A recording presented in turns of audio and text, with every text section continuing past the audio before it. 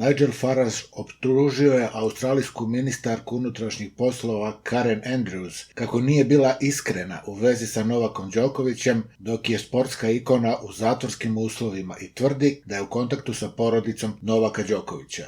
Kao ključni zagovornik Brexita, Farage je očigledno zabrinut zbog nevolje u kojoj se Đoković nalazi i kaže da je razgovarao sa svojim rođacima, dovodeći ih u kontakt sa ocem Srđanom, majkom Dijanom i suprugom Jelenom. Andrews je, kako se navodi, rekao za ABC da Đoković može slobodno da napusti Australiju gde ga drže u hotelu uoči sudske presude u ponedeljak, za koju se očekuje da odluči da li može da ostane u zemlji uoči početka Australian Opena 17. januara. Zvaničnik je takođe rekao da će nadležni organi graničnih snaga koji su satima mučili Đokovića nakon što je ušao u Australiju biti spremni da mu olakšaju odlazak pre saslušanja. Farage se osvrnuo na eskalirajući spor oko toga ko je kriv za skandal, a neki otkrivljuju organizatore turnira Tenis Australija usred pravnog osporavanja Đokovićevih advokata koji tvrde kako je izuzet od ograničenja u vezi sa vakcinacijom jer je bio pozitivan na COVID u decembru. Razgovaram sa porodicom Đoković i njima je jasno da je Tenis Australija u skladu sa zakonom države Viktorije dozvolila Novaku da dođe u Australiju jer je imao dokaz o pozitivnom PCR testu u posljednjih 6 meseci, rekao ovaj kontroverzni Farage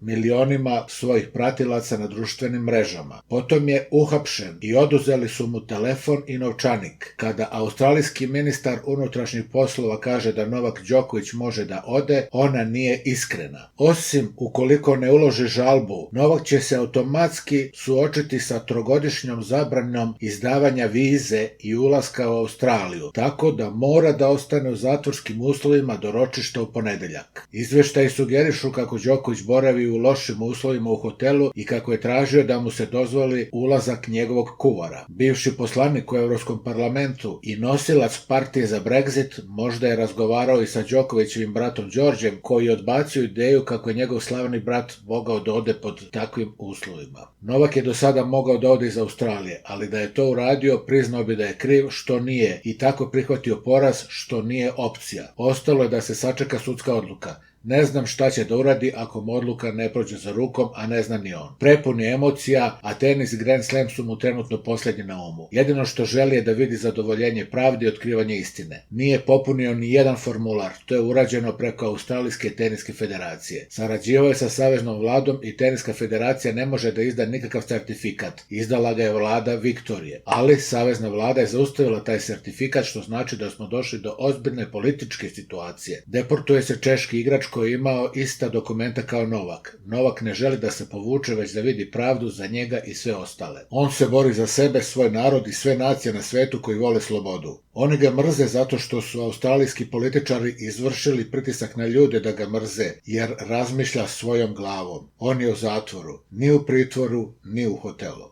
Farage je dobio različite reakcije na društvenim mrežama, mnogi su odgovorili šalama, dok su drugi izrazili simpatiju prema Đokoviću. Bivši lider stranke nezavisnosti Velike Britanije ponudio je sumorno upozorenje navijačima. Ako mogu ovo da urade prvom teniseru sveta, samo pomisli šta bi mogli da urade tebi.